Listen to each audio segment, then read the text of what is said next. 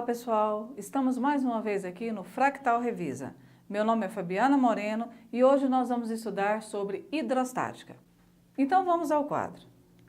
Hoje nós vamos começar com os conceitos iniciais, que é a pressão e a densidade. A pressão é a força exercida em uma determinada área.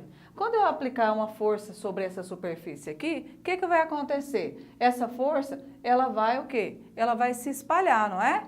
Porque quanto maior for a área da superfície, menor vai ser o quê? Menor vai ser a pressão.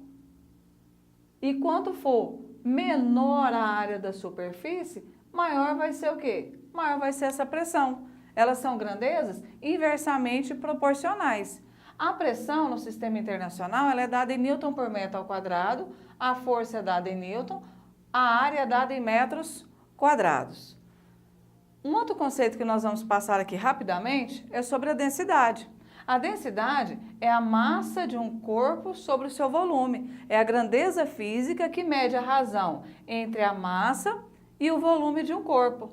No sistema internacional, a densidade é dada em quilogramas por metros cúbicos, a massa é dada em quilogramas e o volume é dado em metros cúbicos. Quando eu pego aqui essa vasilha aqui com um certo líquido, se eu der um zoom aqui nessa parte aqui, o que eu posso observar? Eu posso observar as moléculas desse corpo aqui. Se eu aumentar o volume, quanto maior for o volume desse líquido aqui, menor vai ser o quê? Menor vai ser a densidade. Menor vai ser a densidade desse corpo. No sistema usual, a gente usa também a densidade em gramas por centímetros cúbicos. Mas, professora, como transformar de gramas por centímetros cúbicos em quilogramas por metros cúbicos? De gramas para centímetros cúbicos para quilogramas por metros cúbicos, eu vou multiplicar por 10 a terceira. De quilogramas para metros cúbicos para gramas por centímetros cúbicos, aqui faltou cúbicos, ó, nós vamos multiplicar por 10 elevado a menos 3. Então, de gramas para centímetros cúbicos para quilogramas, multiplica por 10 a terceira. De quilogramas para metros cúbicos para gramas por centímetros cúbicos, multiplica também, só que agora por 10 a menos 3, certo? Bom, mas dentro de hidrostática, nós vamos estudar a pressão hidrostática, a lei de Stevens, a pressão total, o princípio de Pascal e o princípio de Arquimedes. A pressão hidrostática é a pressão que é exercida sobre o líquido. Então, é a pressão que é exercida sobre o líquido. A força que é exercida aqui é a força peso. A força que é exercida sobre esse líquido é a força peso. Essa pressão vai ser dada pela fórmula P, que é pressão, D, densidade, G, gravidade e H, altura. O H, altura não, H, profundidade. Quanto maior for a profundidade, significa que maior vai ser o quê? A pressão. Quanto menor for a profundidade, menor vai ser essa pressão. Ah, então a senhora está dizendo que essa pressão ela pode variar de ponto a ponto? Sim, ela vai depender dessa profundidade. Maior profundidade, maior pressão. Menor profundidade, menor é a pressão. Isso é o que nós podemos ver aqui na lei de Stevens. Eu tenho dois pontos aqui. Quando eu tenho dois pontos, o que acontece aqui? Eu tenho um ponto A, eu tenho um ponto B. Na lei de Stevens, a pressão do ponto A ela está variando em relação ao quê? A pressão do ponto B, porque eu tenho uma variação da altura aqui nesse líquido. Então, se eu tenho uma variação na altura entre dois pontos, eu tenho uma variação de pressão. Aonde que eu tenho uma aplicação disso aí? Bom, a gente faz de vez em quando, a gente vê em feira de ciências, é aquele experimento onde a pessoa põe a garrafa e ela faz os 3 furinhos na garrafa, não é? O que acontece? Eu não falei que quanto maior for a profundidade, maior vai ser a pressão? Então, se eu tenho 3 buraquinhos, aonde que vai vazar com maior intensidade? Bom, a água vai ter uma vazão maior na parte inferior, porque quanto maior a profundidade, maior a pressão. Ah, então quer dizer que no furinho de cima ele vai vazar menos água? Sim, porque nesse caso aqui a profundidade é menor, então menor também vai ser a pressão. Certo? Na lei de Stevens, quando a pressão, o ponto A, estiver no mesmo nível do ponto B aqui, o que vai acontecer? Eu vou chamar de ponto isobárico. Nesse ponto, a pressão de A vai ser igual à pressão de B. Por quê? Porque os dois têm a mesma altura. Se tem a mesma altura, o que vai acontecer com essa variação de pressão? Vai ser zero. Não vai existir aí variação de pressão, certo? A pressão total é a pressão exercida juntamente com a pressão atmosférica. O que é a pressão atmosférica? A pressão atmosférica é a pressão que a atmosfera faz sobre o corpo. Então, a atmosfera ela é formada de gases, não é? Então, os gases que compõem esse corpo, os gases que compõem a atmosfera, ele vai fazer uma pressão sobre a Terra, certo? Então, essa é a pressão atmosférica. Quando eu vou calcular a pressão total de um corpo, é quando eu vou considerar a pressão atmosférica mais a pressão hidrostática, que é o DGH. Professora, quando que eu considero isso aqui? Eu vou considerar a pressão atmosférica toda vez que essa superfície for aberta. Então, tem um menininho aqui nadando na piscina, ó. Esse menininho aqui está nadando na piscina, aqui em cima ele tem o ar. O que vai acontecer aqui? Ele vai ter a ação da pressão atmosférica sobre o líquido e ele também vai ter a pressão do líquido sobre a pessoa, que é a pressão hidrostática. A altura aqui, que é importante a ressaltar, a gente vai olhar sempre a altura não, a profundidade. A gente vai olhar de acordo com o nível que está aqui, ó. O nível onde começa a água até o nível onde o menininho está, certo? Bom, nós temos a aplicação da pressão, dessa pressão total. Nós temos, por exemplo, a caixa d'água e o manômetro. São dois exemplos dessa aplicação. Na caixa d'água, professora, é a mesma fórmula? É a mesma fórmula, a aplicação é a mesma fórmula. O importante é a questão da análise. Olha, eu tenho uma caixa d'água aqui, vou considerar que essa caixa d'água está aberta. Se ela está aberta, ela está sofrendo a pressão atmosférica e a pressão hidrostática. Eu não falei que o importante é ressaltar a altura? Aonde que eu vou pegar a altura aqui? A altura vai ser o nível da água, até onde a água sai aqui na torneira. Então, essa é a altura. Tem algumas questões que a gente vê aí de vestibular, questão de Enem, que é justamente para fazer essa análise, né? Para ver qual é a altura que a gente vai pegar. Essa altura eu vou sempre pegar a altura aonde está a água aqui na caixa d'água, até o nível onde está saindo na torneira. Professor, e se essa caixa d'água estiver fechada? Se essa caixa d'água estiver fechada, então ela não tem aqui a ação da pressão atmosférica. Então, a pressão na torneira vai ser apenas DGH. O manômetro é o aparelho utilizado para medir a pressão. Então, eu tenho aqui um gás. Esse gás, ele encontra aqui, ó, vamos colocar aqui que isso aqui seja mercúrio, certo? Então, o gás aqui, ele veio, as moléculas do gás, e encontrou com mercúrio. Quando ele encontra com mercúrio, ele vai comprimir esse mercúrio, vai chegar nessa outra extremidade. Mas olha aqui, mais uma vez eu tenho aqui aberto. Se ele está aberto, eu tenho a pressão atmosférica. O que vai ser a altura? A altura vai ser a altura onde estava começando o gás aqui a encontrar com o mercúrio, até onde ele terminou aqui, ó. Até esse ponto aqui. Então, esse ponto aqui vai ser a altura que eu vou analisar. Certo, pessoal? Um outro conteúdo que nós vamos estudar é o princípio de Pascal. O princípio de Pascal é o princípio também conhecido como prensa hidráulica, tá? É também conhecido como prensa hidráulica. O que eu vou analisar aqui? A primeira coisa que eu vou ver é que eu tenho duas áreas. Uma área menor, uma área maior. Então, eu chamei aqui de área 1 e aqui eu chamei de área 2, certo? Quando eu aplicar uma força sobre essa área 1, eu vou aplicar uma força sobre a área 1. Quem que é força sobre área? Força sobre área é a pressão. Força sobre área é a pressão. Opa, então quando eu apliquei uma força aqui sobre a área 1, eu exerci uma pressão aqui nesse êmbolo.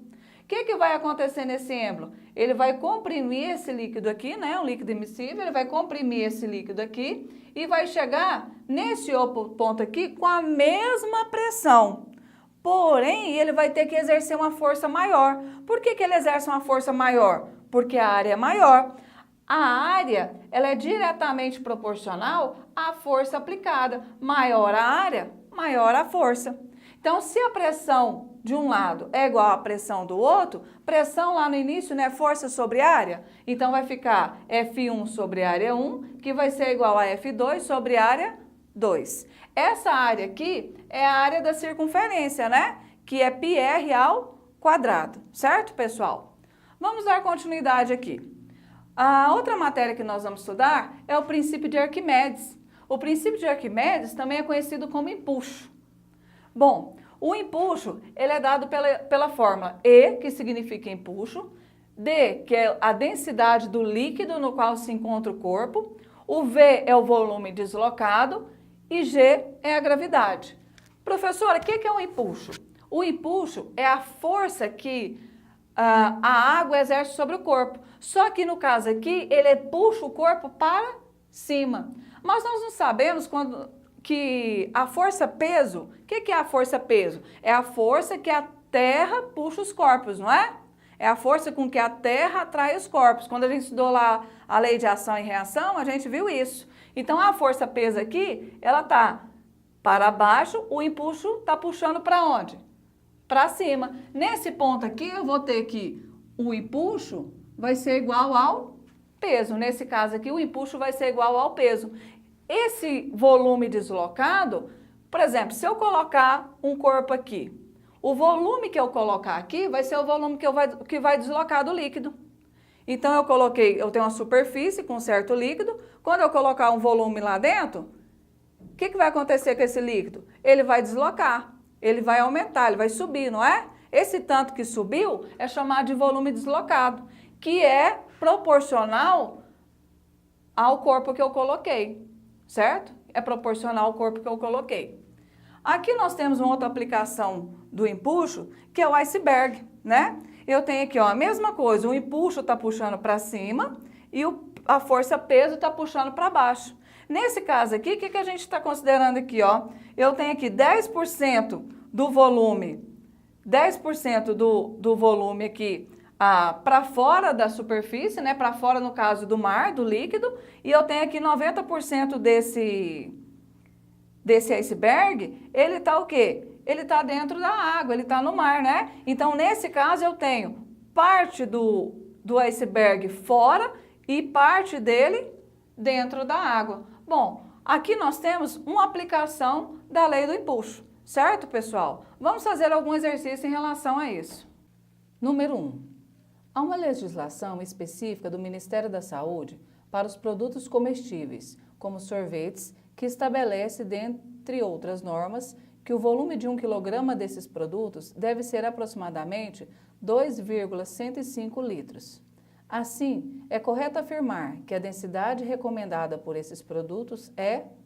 Bom, então, de acordo com a legislação do Ministério da Saúde, ele falou que o produto citado aí, quando ele tem a massa de 1 kg, a massa de 1 kg, o volume de 2,105 litros. Ele pede qual é a densidade desse produto.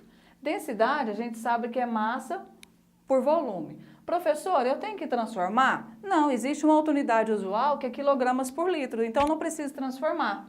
Então eu tenho aqui a densidade que eu quero achar, a massa é 1, o volume 2,105. Quando eu divido 1 por 2,105, eu vou achar 0,475. Então, vai ficar quilogramas por litro. Vamos mais um exercício. Questão 3. Suponha que, em um incidente, uma pessoa presa no subsolo inundado de um prédio tenta respirar pela extremidade de um duto, que está com a outra extremidade fora da água.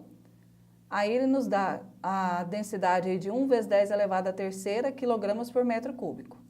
Sabe-se que o sistema respiratório de um ser humano funciona de forma adequada apenas para uma diferença de pressão inferior a 5 kPa entre o lado interno e o lado externo da caixa torácica. Admite-se que a aceleração da gravidade local de 10 metros por segundo ao quadrado e considerando que a pessoa está com o corpo na horizontal, assinale a alternativa que indica a profundidade máxima na qual será possível a pessoa respirar enquanto aguarda o resgate. Bom, pessoal, então, de acordo com a leitura, o exercício nos deu que a densidade é 1 vezes 10 elevado à terceira quilogramas por metro cúbico. Ele deu que a pressão exercida lá é de 5 kPa. Então, 5 kPa é a mesma coisa que 5.000 pascal. A gravidade no local ele considerou 10 metros por segundo ao quadrado. Ele quer saber qual a profundidade que a pessoa se encontra até que se chegue o resgate, não é? Então, o que vai acontecer aqui? Nesse caso, eu não tenho exercido aqui a pressão atmosférica, né? Porque ele está num local totalmente fechado aqui. Então, eu tenho que a pressão vai ser densidade, gravidade e altura. A pressão é 5.000, a densidade é 10 à terceira, a gravidade é 10, a altura que eu estou procurando. 10 à terceira é 1.000. Então, quando eu faço aqui 5.000, 10 vezes 10 vai dar 10.000. O número que está multiplicando a variável não passa dividindo? Então, fica 5.000 dividido por 10 vezes 1.000, 10.000. 5.000 dividido por 10.000 vai ser 0,5 metros. Então, a profundidade que a pessoa se encontra é 0,5 metros. Questão 5. Em uma lagoa, a profundidade máxima é de 10 metros. Considerando a densidade da água como 10 elevado à terceira quilogramas por metro cúbico, qual a pressão real no fundo dessa lagoa? Dado, a aceleração da gravidade é igual a 10 metros por segundo ao quadrado. E a pressão atmosférica, 1 vezes 10 elevado à quinta, newton por metro ao quadrado. Bom, pessoal, no caso desse exercício, ele falou que ele está numa lagoa. Então, o que vai acontecer? Ele vai ter a pressão atmosférica mais a pressão do líquido, que é a pressão hidrostática. Então, no caso aqui ele deu que ela está a uma altura de 10 metros, a profundidade aqui é 10 metros, a densidade é 10 elevado à terceira quilogramas por metro cúbico, ele quer achar a pressão total exercida sobre essa pessoa. A gravidade é 10 metros por segundo ao quadrado. Vamos considerar que a pressão atmosférica seja 1 vezes 10 elevado à quinta newton por metro ao quadrado. Então nesse caso, professora, para achar a pressão total, como ele está na superfície aberta, vou pegar a pressão atmosférica e somar com a pressão hidrostática. Então a pressão total vai ser a pressão atmosférica, que é 1 vezes 10 à quinta, a densidade, que é 10 à terceira, a gravidade, que é 10, e a profundidade aqui, que é 10. Quando eu pego isso aqui, é a mesma coisa que eu ter 1 aqui, não é? Então, multiplicação de potência de mesma base, conserva a base e soma os expoentes. Então, ficou 3 mais 1, 4, mais 1, 5. Então, ficou 1 vezes 10 à quinta, mais 10 elevado à quinta. Então, isso aqui é a mesma coisa que 1 vezes 10 à quinta. Então, eu vou pegar 1 mais 1, 2. Conserva a base de 10 elevado à quinta. Então, ficou uma pressão total de 2 elevado à quinta, newton por metro ao quadrado. Certo? Questão 7. A figura abaixo representa uma prensa hidráulica. Determine o módulo da força F aplicada no êmbolo A, para que o sistema esteja em equilíbrio. Olha, de acordo com a figura que vocês viram aí, ele pede para a gente calcular qual que vai ser a força exercida no êmbolo A para que o sistema permaneça em equilíbrio. Se ele vai permanecer em equilíbrio, significa que a pressão A vai ser igual à pressão B, certo? Então, para ele, quem que é pressão? É força sobre a área. Então, nós temos, ele quer achar a força aplicada aqui no êmbolo A, ele dá que a área do êmbolo A é 0,25 metros ao quadrado. Aí ele falou que tem a força-peso, né, que é exercida aí, que é a mesma força aplicada, pois ele está em equilíbrio. Então, a força aqui é 800 newton. E a área B, ele me deu que é 1 metro quadrado. Aplicando aqui, eu quero achar a força A área A é 0,25, a força B, ele me deu que é 800, a área B que é 1. 800 vezes 1, 800. Então, eu vou pegar aqui e vou multiplicar cruzado, vai ficar 800 dividido por 1, desculpa, né? É 800.